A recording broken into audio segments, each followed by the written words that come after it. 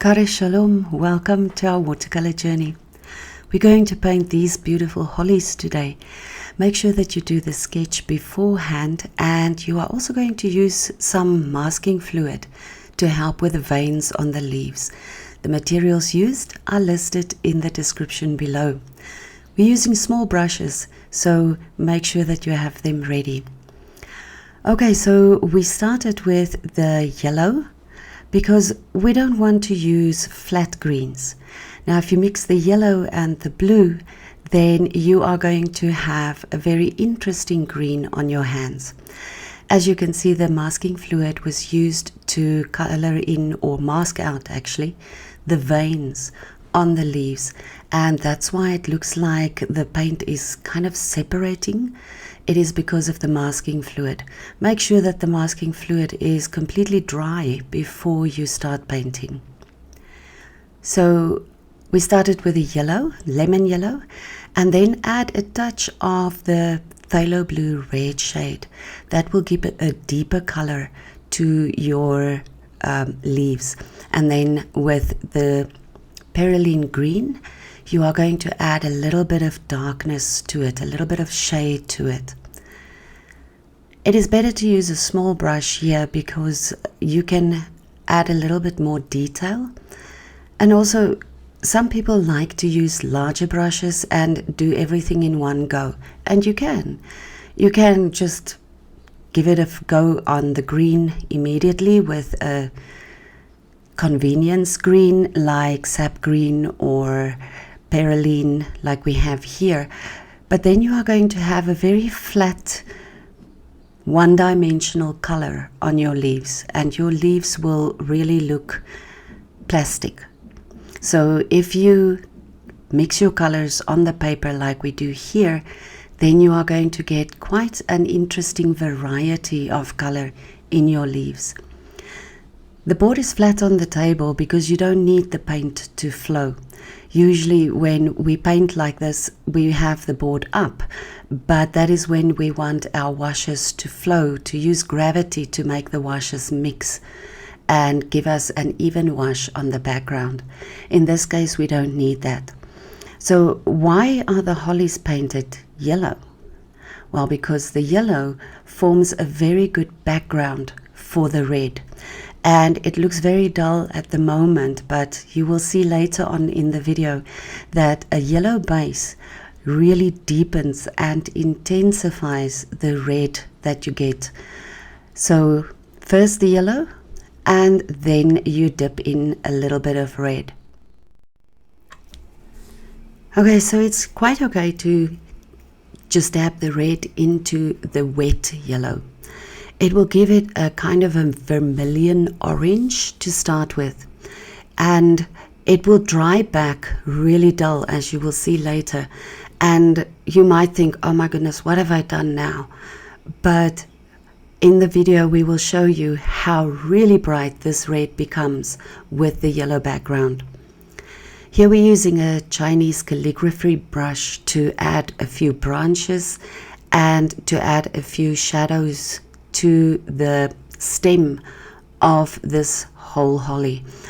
The Chinese calligraphy brush is really convenient to use. Takes a little bit of getting used to because it's different from other brushes, but it works very, very well. So let your painting dry completely. And as you can see now, it is quite dull.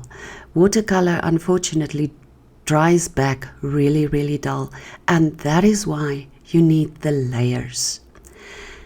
Here you can see that we have added the red now, the second layer of the red, and a touch of phthalo blue red shade.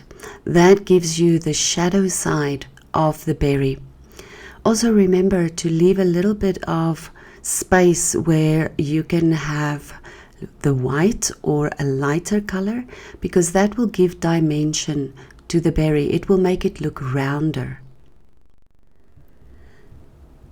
So keep going like this. Just keep adding the red to your berries, and remember to leave the open space. You don't have to make them really dark. Now you are going to add another layer. So why are we using hollies during Christmas time? Well, apparently this is a very old Christian tradition where the leaves represent the crown, the thorny crown of Christ, and the red berries represents the blood of Christ. And then hollies are evergreen, which means the eternal life that he gives us when we believe in him. I think it's a really beautiful tradition.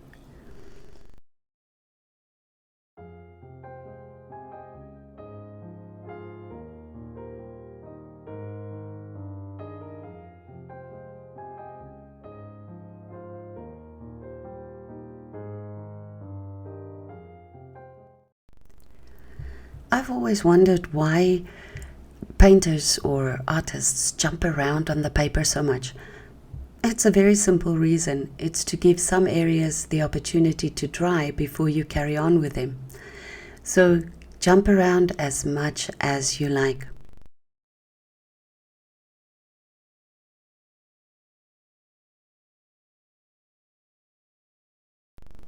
Even though Perylene Red is quite a bright red on its own, the yellow background makes it pop even more, and the more layers you add, the deeper the red will get.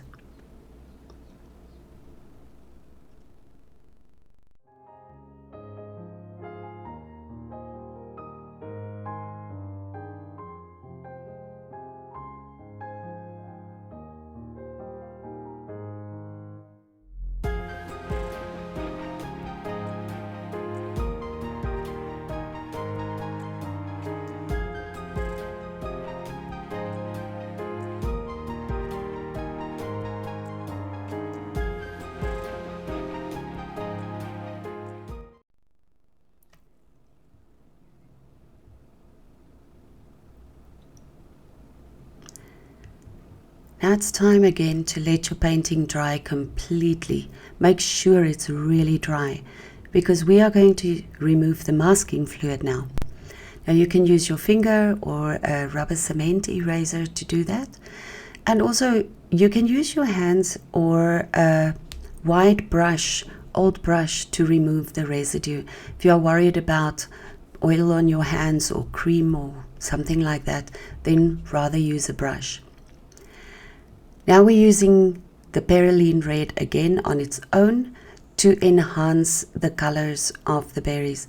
And you can already see that they are really starting to look very, very bright.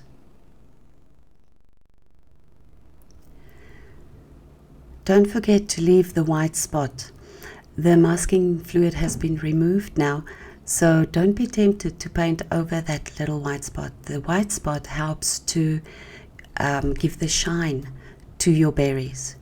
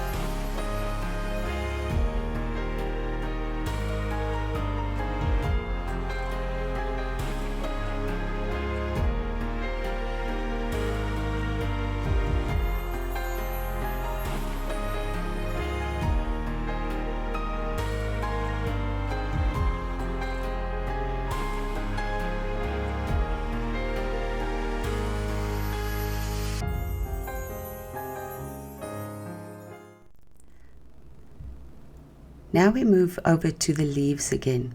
The masking fluid has created the veins in the leaves, so there are little blocks that you need to work with now. So you can mix some greens, or you can use your existing green and Perylene to add a bit of color to those blocks.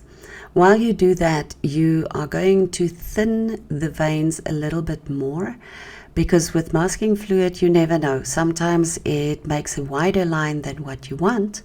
So at least when you paint your next layer like we do here, you can make the veins a little bit thinner if you need to.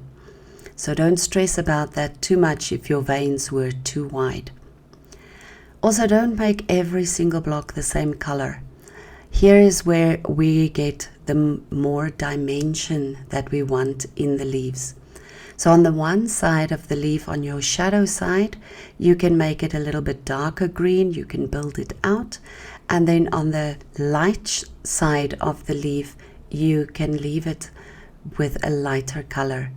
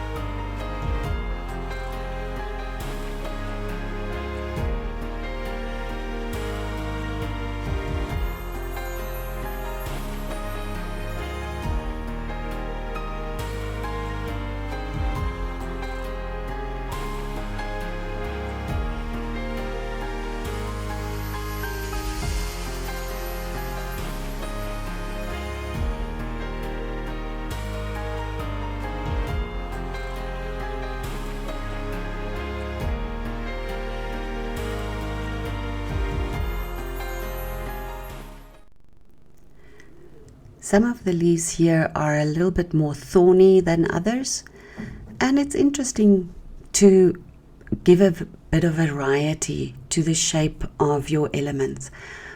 You don't have to have everything precise.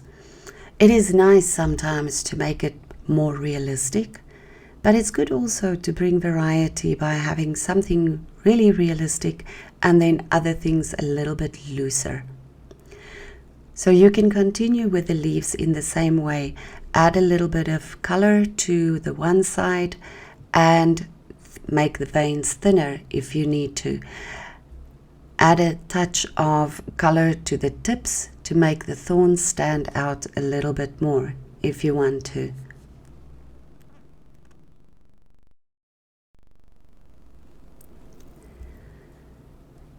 If you want to show a little bit more dimension in the entire picture, you can add more blue to the leaves at the back and more yellow to the leaves in the front, because then the front leaves will be warmer and they will stand out a little bit more. The bluer leaves at the back will recede. And again, that will give dimension to your painting.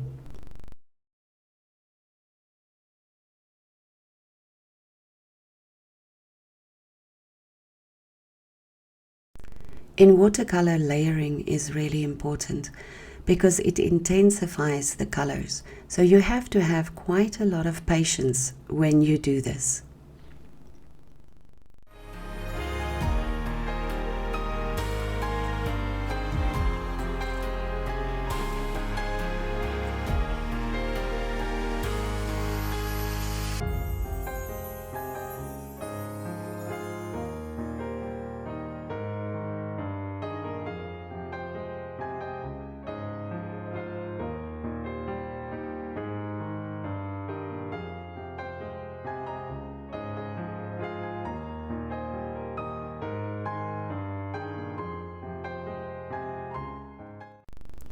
You don't have to add shadows everywhere, just here and there to enhance the shape a little bit and to make it more interesting.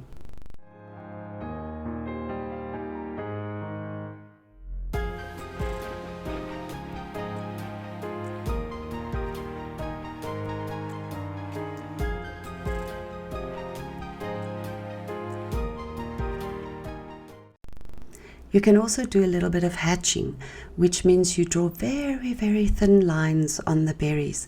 That will help to intensify the color and give it a little bit more dimension as well.